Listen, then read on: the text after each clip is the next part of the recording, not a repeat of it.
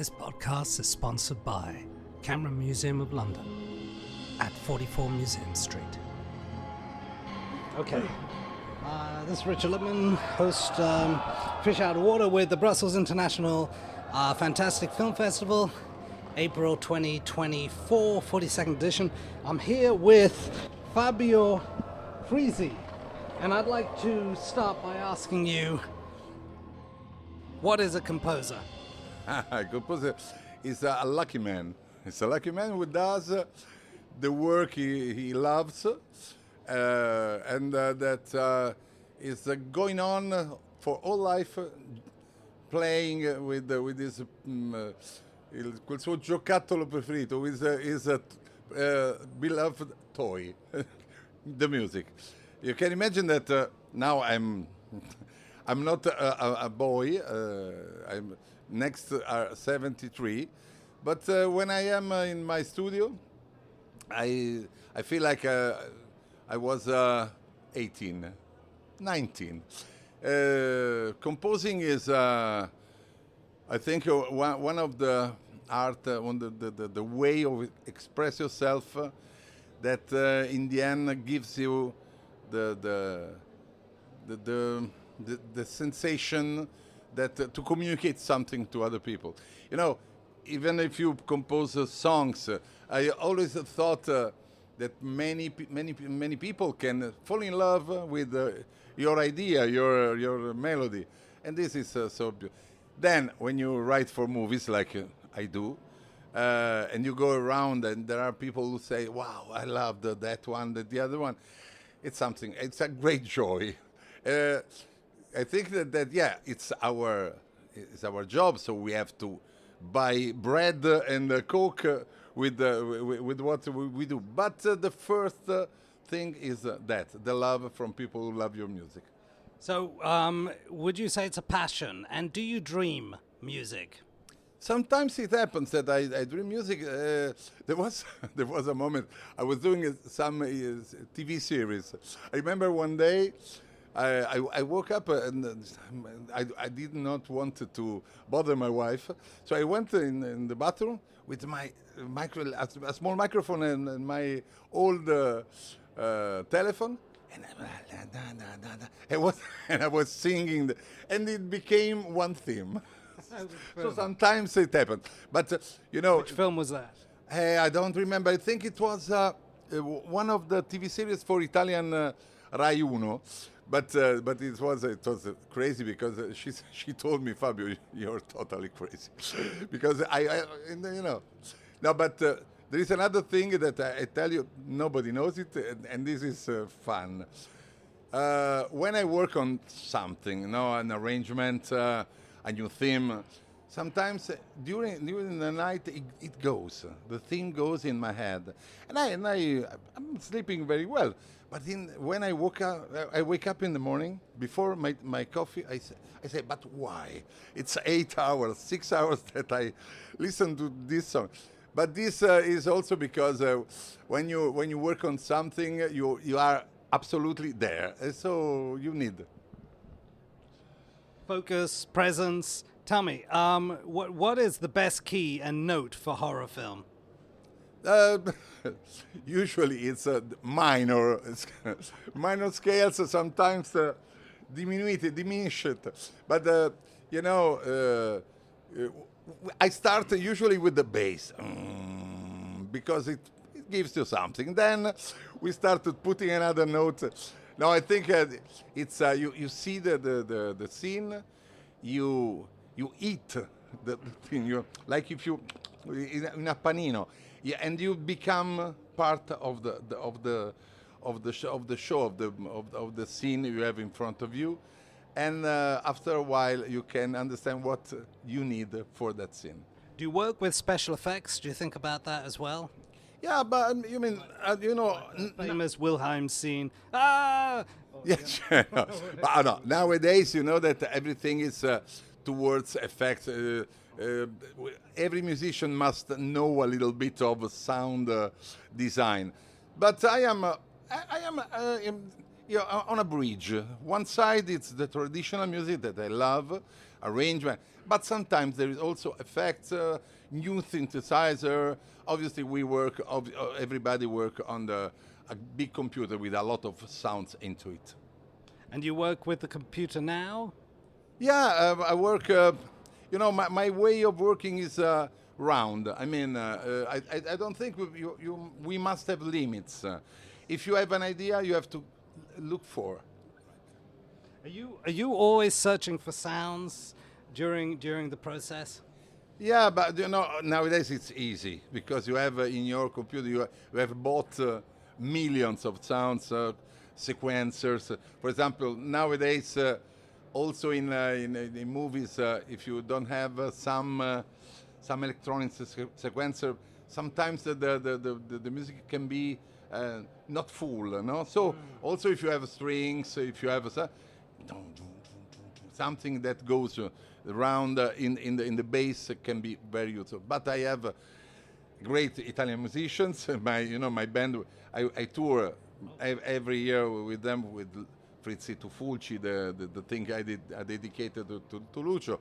So I have a guitarist of top level. I have a bass player, Roberto Fasciani, let's tell this name, which I think is one of the most important in the world.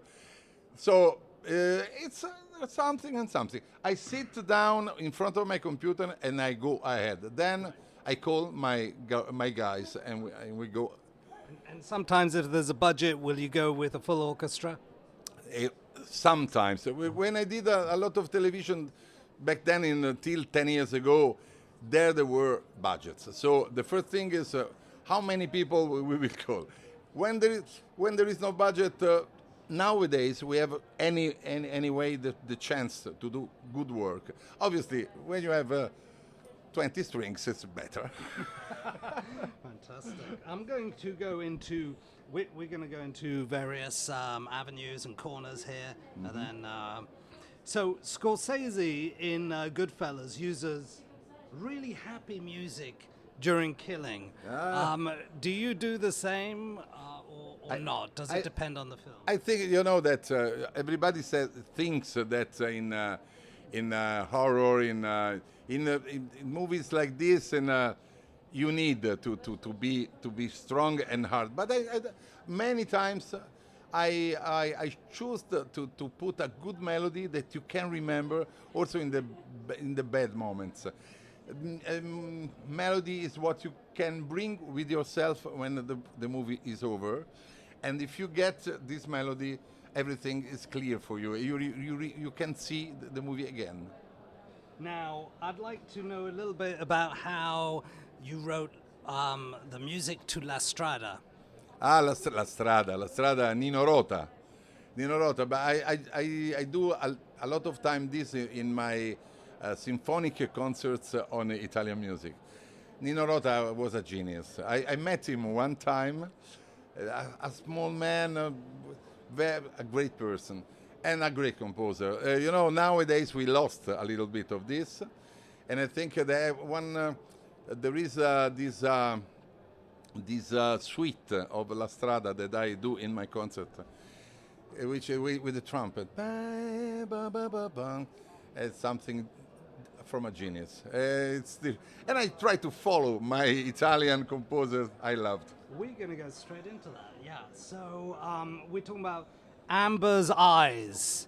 Can you tell us a bit about how you created that? Well, what is that? Amber's Eyes. Halloween? No. That's from Spotify, but and then you did another one, Liberation, Ring 60, The Fear. I'm getting that Robin Mussolini, which is from no, I don't know. You didn't do that. No, I didn't do that.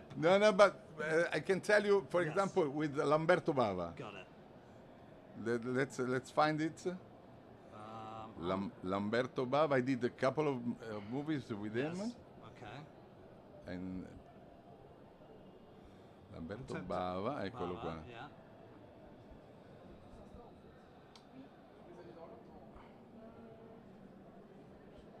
Yeah, tell me about it. How did that happen? I mean, Bava is the son of Mario Bava, another great great director of the 50s, 60s. And I did a couple of movies with him. We're looking for. Is it on your website? Yes, I think. Yes, I think hang on. there is. Let's move into websites. Fabio Frizzi. Here we go. Eccolo qua. So we can go. listen and browse. Yeah, but you can go to the list of movies, and it's easy. All right, we'll go to the filmography. Eccolo qua. This is the first bet. Yes, and over 50 scores. Yeah. An incredible number. Yeah. Okay. Aspetta, vediamo, ti faccio vedere, aspetta, Vai gorilla. And your first one is in 1974, right? Yes. I started in 1974 with the first movie, Amore Libero, Free Love. And this was like a story in Seychelles Island. It was magic with beautiful women and something. What did the director tell you? The first time was tough, was difficult. He was a good man. Pier Ludovico Pavoni is his name. I don't know if he's still alive. He's 99. He was a great man, a great friend after that. And the first time is always the first time. You cannot forget it because it's difficult, but it's also the most beautiful thing, una grande sensazione. What did he say? What did he say? How did you create it? Did you create it on piano? Did you write the score? No. Did you get the script and then every scene he says, I want this, I want that?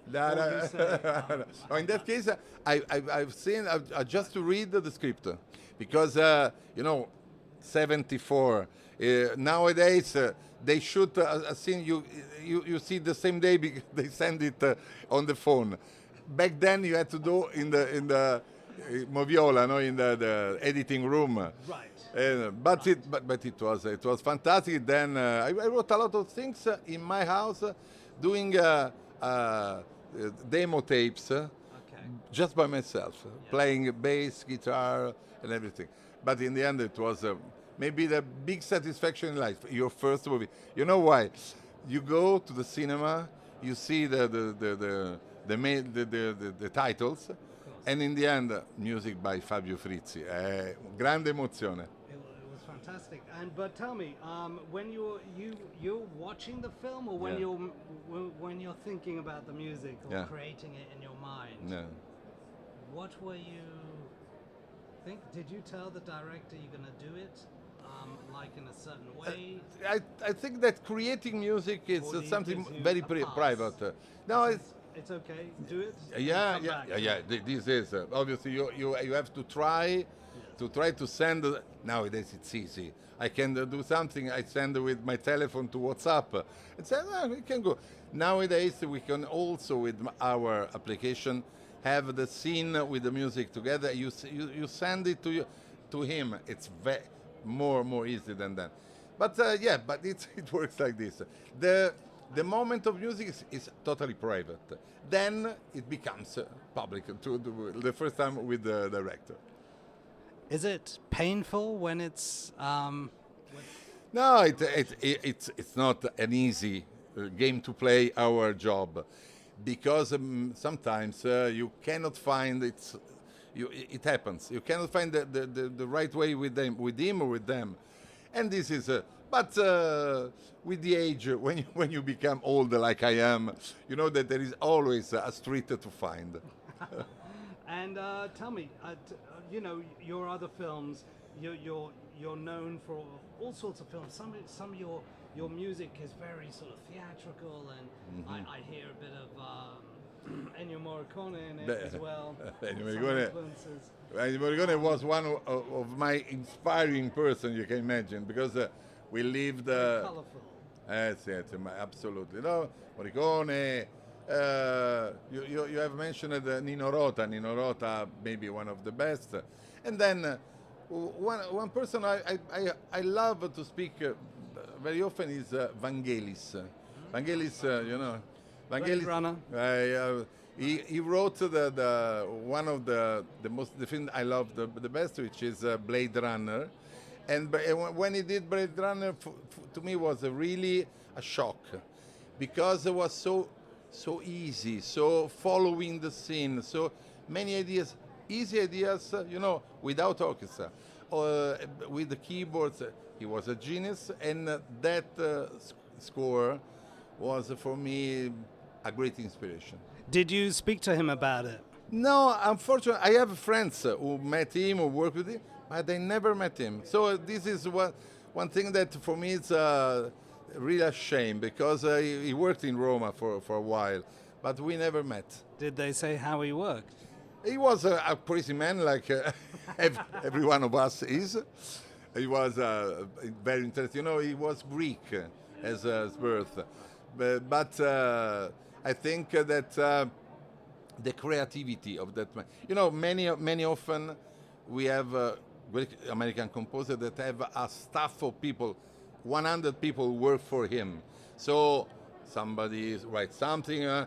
The genius is the boss, obviously. But Vangelis worked alone, just by himself. And this is great. You know, he did also the arranger for some Italian songwriter, but he was always so magic, so if you want, so Mediterranean, because the Mediterranean is very important for us. What's the spirit of the Mediterranean as a composer? It's you know, the sea, the air, the smell. It's the love. Eating good things, loving in the right way, very hard way. It's a way of living. It's if you consider Roma, the great Roma was born here, there, the Greece. I think that we have had the chance to have our birth in a good place. Then we must be citizen of the world, obviously, and I love America, I love England, but we bring with us a little packet on our shoulder. We're going to go into some other quick questions. Yeah. Tell us, I understand that you were inspired by Bach, is that correct? Bach, sì. Why? I did a strange kind of studies. I mean, I had to be a lawyer, so I studied in my home with a great maestro who taught me. Where's your home? In Roma. I live in Roma. I was born in Emilia-Romagna, a Bologna, but since I was 4, I live in Rome. And so I had this great maestro. His name was Vittorio Taborra, and I studied for 7-8 years with him. Then I started doing my job. And why Bach? Because I think that if we musicians are honest in our mind, we know that Johann Sebastian Bach was absolutely unique. He was in the 1700, and he was ahead. Sometimes I think he was more ahead than us today. And also because I loved to put Bach and Beatles aside. You know? I was born when Beatles were. I was born in 51. Right. So when I was 12, Beatles started. Nowadays, I know that in England they are considered like all the band. But I think they did something that in the story will come back. They were very strong arrangers and composers. Yeah, advanced. And George Martin, who was their arranger, was a genius. Also in ancient music, you know, he was he had many projects.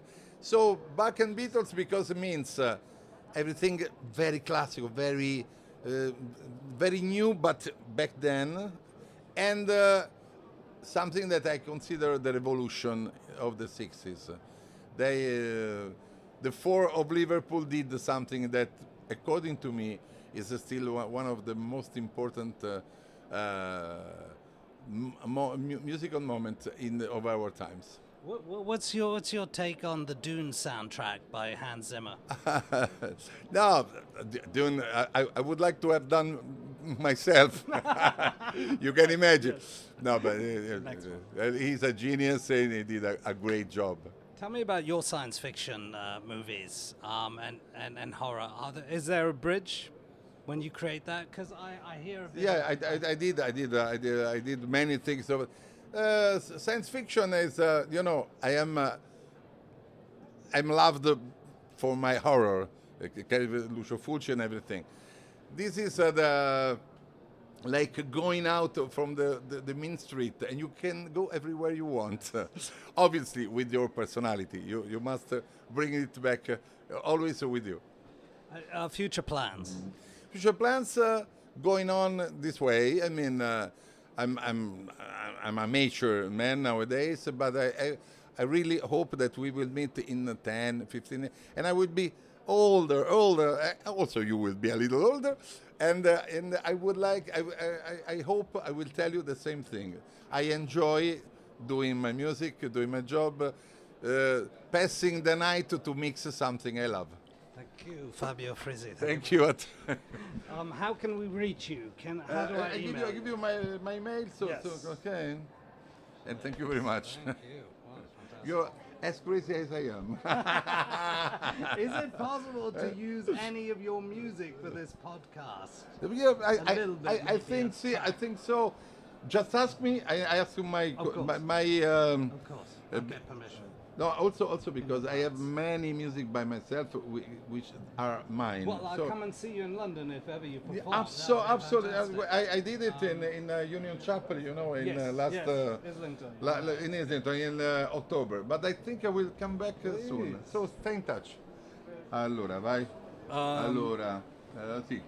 One. Yeah. It was the only way to have the synchronization in the 70s. Yes. Nagra. Yeah. The old one, you know? Yeah. Walter Murch used to use them in Apocalypse Now and all that. I had a conversation. Vado? I go? Yeah. Okay. How did you create 7 Notes? 7 Notes in Black. 7 Notes was a movie in which Lucio asked us, me and my two colleagues, Franco Bixio and Vince Tempera, to write the main title, which was the music was leading all the movie. And it was not easy to find the phrase was this one. Dum dum dum dum da da dum dum dum dum dum. We repeats because it's in come si chiama questo? Watch. Okay. Time signature. Yeah, it was into the watch. Okay. So I went to my house, pianoforte, and I tried tons of possibilities. And in the end, I found this one.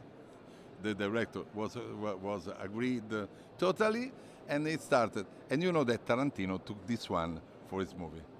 Okay. Yeah, it's fantastic. Thank you very much. Oh, thank you very much. And tell me, when you were creating, were you playing the piano on that one? My first instrument is guitar. But no, this one I played with on an harpsichord in studio, obviously. Right. But it was born on my piano. Tell me about the other classical pieces. Do you create anything on classical solely? You mean for movies? Yes. But the Beyond is one of the most important. The Beyond always for Lucio Fulci, and then Zombie 2, always for Lucio, and Manhattan Baby. Listen to this; it's very, very, very interesting. Manhattan Baby. How did that happen? Very quickly. It was a story between Egypt and New York. And it was a movie of 84, 85. But how'd you write it? With my ideas. Thank you very much.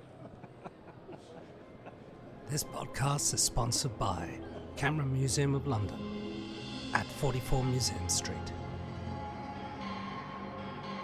Thank you for listening to a Fish Out of Water podcast. This is your host, Richard Lipman. Should you have any questions, comments, or suggestions, please get in contact.